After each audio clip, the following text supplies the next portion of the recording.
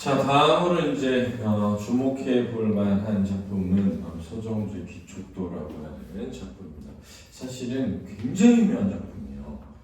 다만 이제 아시다시피 미당 서정주가 친일파입니다. 그래서 제가 이거 실으면서 윤동주 씨 옆에 이 서정주 씨를 죄송했어요. 우리 윤동주 씨 죄송합니다. 어쨌든 그렇죠. 개인적으로는 저는 사실 친일파를 이해합니다. 저도 늘 얘기하지만 저도 일제강점기 때였으면 다분히 친일파가 됐을 가능성이 있기 때문에 제가 늘 하는 얘기지만 친일파 될 수 있죠. 근데 해방이 된 후에 진짜 반성을 많이 해야 되지 않을까요? 떵떵거리고 살 수 없잖아, 그지? 그게 좀 슬픈데 어쨌든 서정주 기촉도 한번 같이 해보도록 하죠. 눈물 아롱아롱을 했습니다. 눈물은 기본적으로 이제 슬픔이라는 정서와 연결되어 있죠, 그죠? 아롱아롱이라고 했으니까 음성상징어라고 하겠습니다. 눈물의 모양을 이제 본따서 만든 의태어가 되겠습니다. 피리 불고 가신 님의 밟으신 길은 그랬습니다. 피리 불고에서는 청각적 이미지가 들어간다라고 할 수 있겠고요. 가신님의에서는 대상의 부재라는 걸 느낄 수 있고, 밟으신 길은 진달래 꽃비가 오는 서역 산만리라고 되어 있습니다. 여기서 이제 산만리라고 하는 표현은 이제 거리감을 나타내죠. 그만큼 이제 단절감과 거리감을 나타낸다고 할 수 있겠고요. 서역이라고 하는 것은 일반적으로 인도를 뜻합니다. 인도를. 그래서 이 인도가 사실은 여러분들 잘 알겠지만 힌두교가 제일 많아요, 사실은. 근데 우리에게는 불교의 나라죠.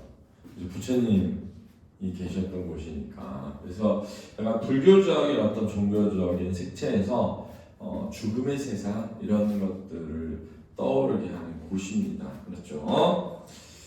진달래꽃이 비처럼 오는 서역 산만리, 흰 옷깃 여며 가오시님의 그러는데, 흰 옷깃에서 우리가 이제 죽음을 떠올릴 수 있죠, 그죠? 왜냐하면 우리가 서양에서는 사람이 죽으면 검은 옷을 입는데 우리나라는 죽으면 흰 옷을 입죠. 이제 좀 차이가 있잖아요, 그죠?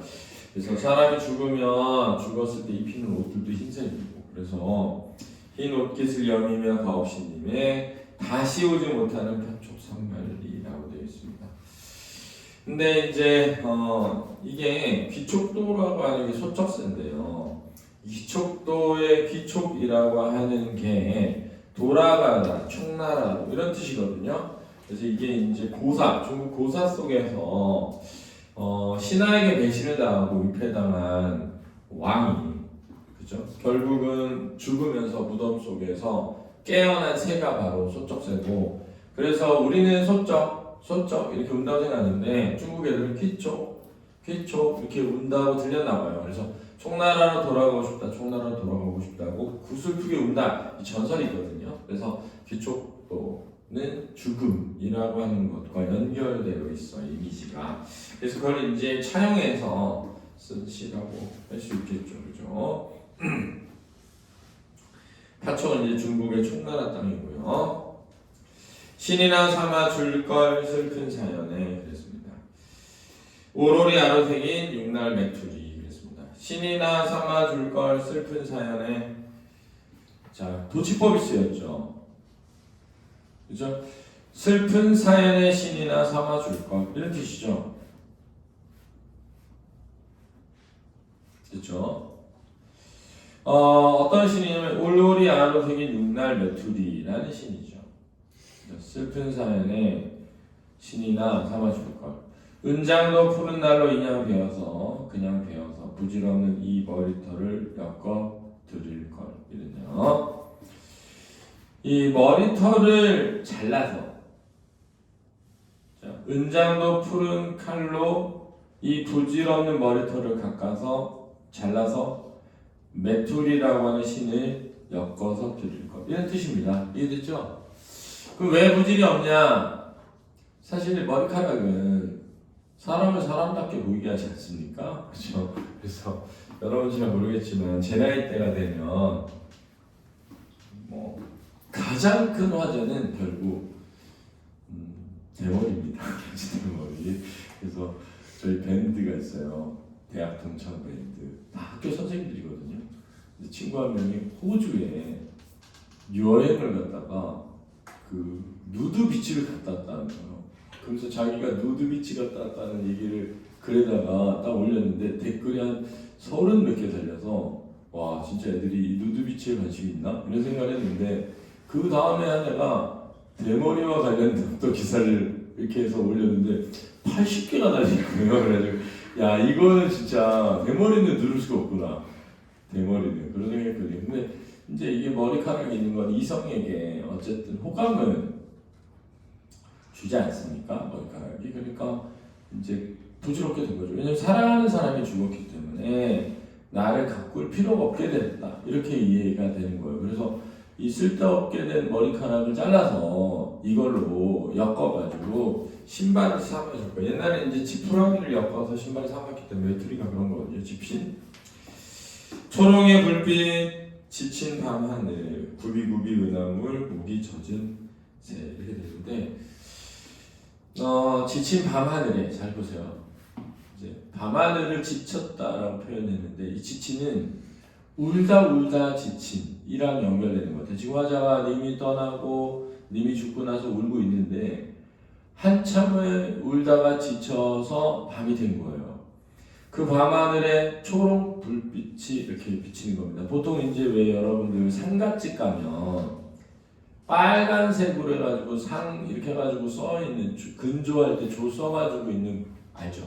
집 앞에 매달려 있습니다. 요즘에 여러분들 뭐 병원에 가서 보통 하니까 잘 모르겠지만 옛날 드라마나 이런 데 보면 집 그 대문 앞에 이렇게 써 있어요. 알았죠? 등에 그걸 이제 떠오르게 하고요.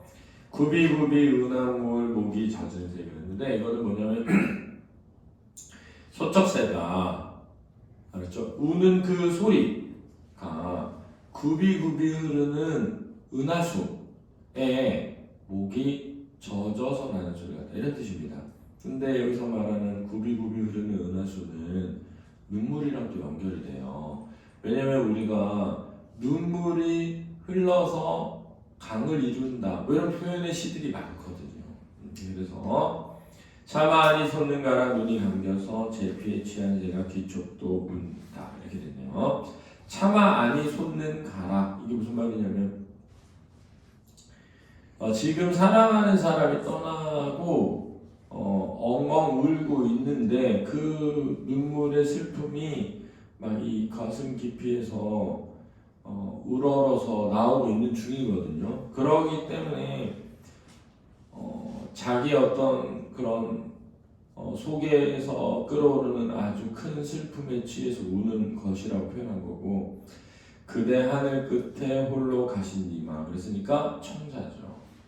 그죠? 하늘 끝에 홀로 가셨으니까 홀로는 외로움이랑 연결되어 있는데 님은 죽음이랑 연결되어 있죠. 그래서 시적 상황은 사랑하는 사람의 죽음이고 그 사랑하는 사람의 죽음에 대한 슬픔을 귀족도 즉 소쩍새의 감정을 이입해가지고 절절하게 드러낸 그런 작품이 되겠습니다. 그렇죠? 다양한 표현법들 잘 봐주시기 바랍니다.